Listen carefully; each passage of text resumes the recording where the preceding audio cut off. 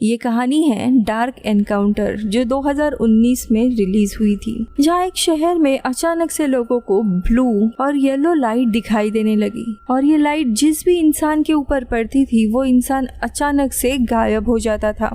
अब ये लाइट कहाँ से आ रही है और गायब हुए लोग कहाँ पे गए हैं, यही इस कहानी में हम देखेंगे।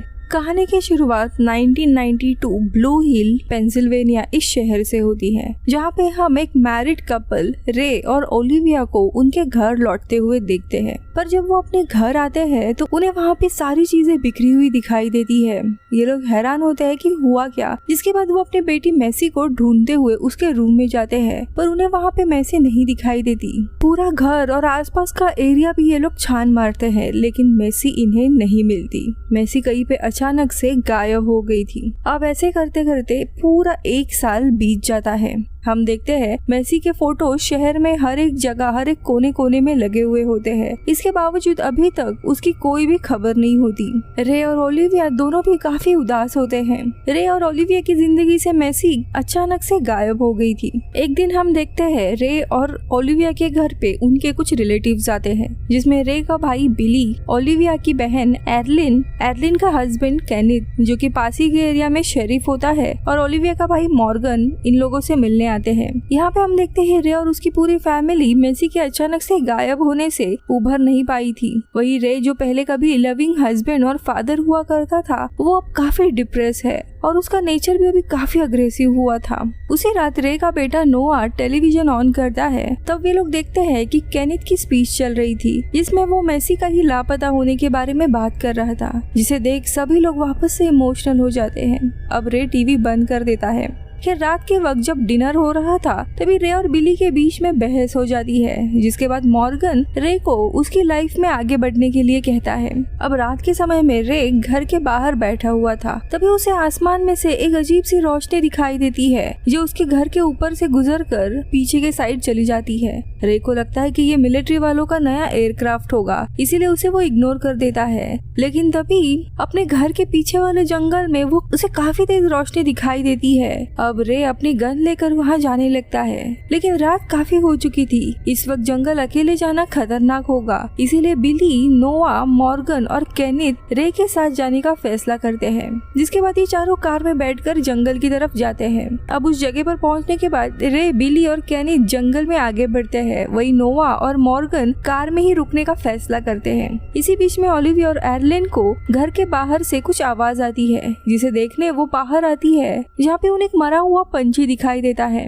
वही दूसरी तरफ रे, बिली और केनिथ जंगल में आगे बढ़ रहे होते हैं कि तभी उन्हें एक अजीब सी येलो रोशनी दिखाई देती है। वही नोआ और मॉर्गन भी गाड़ी के आसपास थे कि तभी उन्हें काफी भयानक आवाजें सुनाई देती है, इसीलिए डर कर वो कार के अंदर ही बैठ जाते हैं। लेकिन तभी कार की लाइट्स फ्लिकर होने लगती है और अचानक से उनकी कार बंद हो जाती है।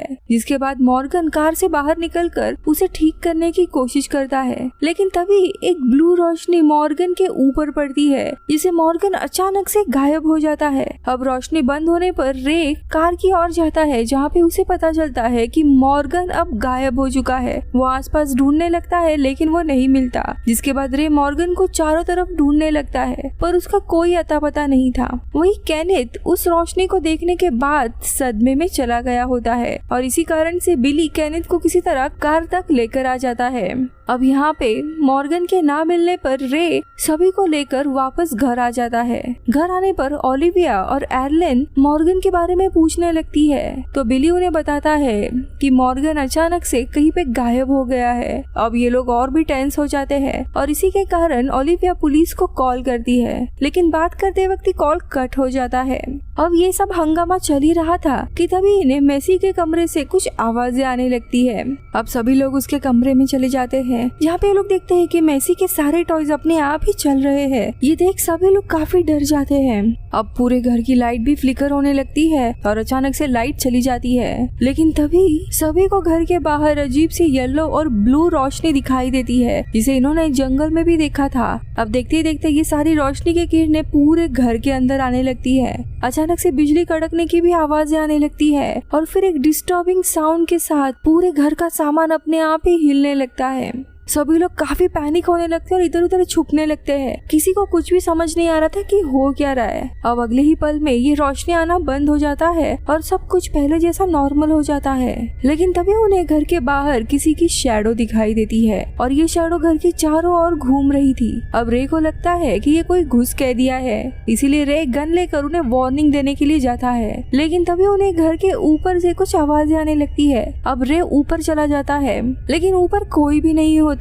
जिसके बाद रे केनिथ और बिली के साथ बेसमेंट की ओर जाता है जहाँ पे उन्हें बेसमेंट का दरवाजा खुला दिखता है। अब रे दरवाजे के पास जाता है कि तभी वही ब्लू रोशनी रे के ऊपर पड़ती है। जिसके बाद रे भी मॉर्गन की तरह ही गायब हो जाता है।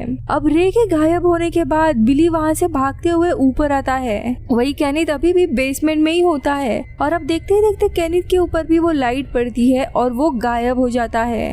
अब ऊपर एर्लिन को भी वो ब्लू रोशनी दिखाई देती है जिसके बाद वो भी गायब हो जाती है। अब सिर्फ ओलिविया, बिली और नोआ ही बचे होते हैं। बिली अब सीधे सीधे ओलिविया के पास जाता है और उसे ब्लू रोशनी से दूर रहने के लिए कहता है। यहाँ पे नोआ उस ब्लू रोशनी के पास जाने ही वाला होता है कि तभी बिली उसे बचा लेता है। अब ओलिविया के कमरे में वही ब्लू रोशनी आने लगती है, इसलिए वो दरवाजे की ओर फायर करने लगती है। लेकिन इसके बावजूद वो रोशनी उसके कमरे की ओर आई रही होती है कि तभी वहाँ पे बिली और नोआ आ जाते हैं और ओलिविया को लेकर वहाँ से भाग जाते हैं। अब स्टेयर के ऊपर से पूरी आग उनकी तरफ आने लगती है। जिसके बाद तीनों फौरन घर से बाहर निकलकर सड़क की ओर भागते हैं। लेकिन तभी आसमान में वही एक ब्लू और 2 येलो रोशनी दिखाई देती है। लेकिन कुछ देर के बाद वो रोशनी गायब हो जाती है। अब इसके बाद वहाँ पे पुलिस आ जाती है और फिर एक शेरिफ उनसे पूछता है कि तुम सब इतने रात को बीच सड़क पर क्या कर रहे हो, और उन्हें बताते हैं कि किसी महिला ने उन्हें इसी एरिया से कॉल किया था लेकिन तूफान की वजह से कॉल बीच में ही कट हो गया था। अब इसके बाद ओलिविया और बिली उन्हें सारी हकीकत बता देते हैं। पुलिस इन तीनों को भी लेकर उनके घर जाते हैं और पूरा घर और बेसमेंट की तलाशी करने लगते हैं, पर उन्हें वहाँ पे रे की कैप के अलावा कुछ भी नहीं मिलता। इसके बाद शेरिफ वहाँ से जाने लगते हैं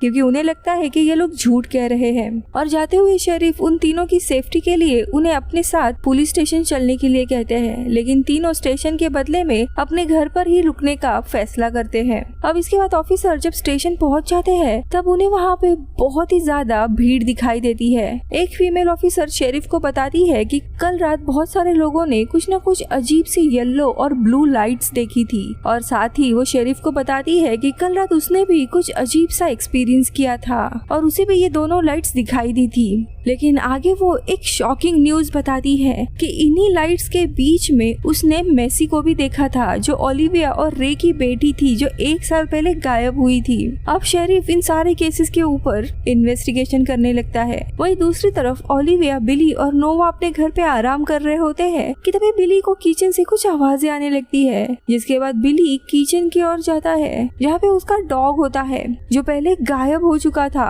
अब बिली अपने डॉग को देख काफी खुश हो जाता है, लेकिन वापस से उसे वही ब्लू रोशनी दिखाई देती है। तो यहाँ ओलिविया जब अपने बेड पर आराम कर रही होती है कि तभी उसके रूम के अंदर एक ग्रीन कलर का एलियन यानी अलग तरह का क्रीचर आ जाता है और वो ओलिविया की ओर बढ़ने लगता है। वो जोर जोर से चीखने लगती है। अब उसके चीखे सुनकर बिली भागते हुए ओलिविया के रूम में आ जाता है और उसके गेट को खोलने की कोशिश करता है, पर वो दरवाजा खुलता ही नहीं है। वही वो एलियन ओलिविया के सर पर अपना हाथ रखता है, जिसके बाद वो ओलिविया को अपने साथ लेकर जाता है। यानी अब ओलिविया भी गायब हो गई। हम देखते हैं वो एलियन उसे अर्थ से लेकर सारे यूनिवर्स और गैलेक्सी के विजन दिखाता है, और जब ओलिविया उठती है तब उसे उस दिन का विजन दिखाई देने लगते हैं जब मेसी गायब हुई थी। ओलिविया देखती है कि उस दिन रे और उसके घर से जाने के बाद केनिथ उनके घर आया था। इसके बाद मेसी केनिथ को बताती है कि उसके माता पिता घर पर नहीं है, इसीलिए वो यहाँ पे रुककर उनके आने का इंतजार कर सकता है। और फिर मेसी जैसे ही अपने कमरे में लौट जाती है वैसे ही केनिथ उसके कमरे की ओर जाने लगता है।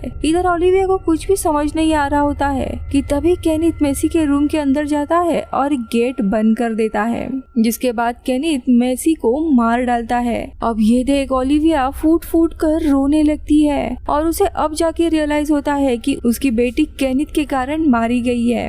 अब थोड़े समय के बाद ओलिविया होश में आती है, तब वो देखती है कि रे और बाकी सभी लोग वापस आ चुके हैं। इसके बाद सभी को रियलाइज होता है कि उन सब ने सेम ही विजन देखा है। फिर वो सभी लोग नीचे केनिथ के पास जाते हैं और उसे मारने वाले होते हैं कि तभी वहाँ पे शेरिफ आ जाता है और इन सब के दबाव के बाद केनिथ अपना क्राइम कन्फेस करता है और अब केनिथ मेसी की बॉडी कहाँ पे छुपाई है इसके बारे में बताता है। इसके बाद रेस्क्यू टीम जंगल में पहुंचती है और उसकी बॉडी बरामद करती है। अब इसी के बाद हम एक फ्लैशबैक देखते हैं जहाँ पे हम केनिथ को मेसी की बॉडी को रेड टॉवल से कवर करके जंगल में लेकर जाते हुए देखते हैं और उस रात भी केनिथ ने यही विजन देखा था जब वो रे और बाकी सभी लोगों के साथ जंगल में गया था और इन्हीं विजन को देखकर केनिथ उस दिन सदमे में चला गया था। अब मूवी के लास्ट सीन में ओलिविया आसमान की ओर देखती है और उन एलियंस का थैंक यू कहती है क्योंकि उनकी वजह से उसे मेसी के गायब होने की असली वजह के बारे में पता चला था। इसे रे और ओलिविया इन दोनों को भी एक क्लोजर मिलता है और अपनी जिंदगी में वो आगे मूव ऑन कर सकते हैं और यहीं पर ये कहानी खत्म होती है। मिलती हूँ अगले वीडियो में। बाय।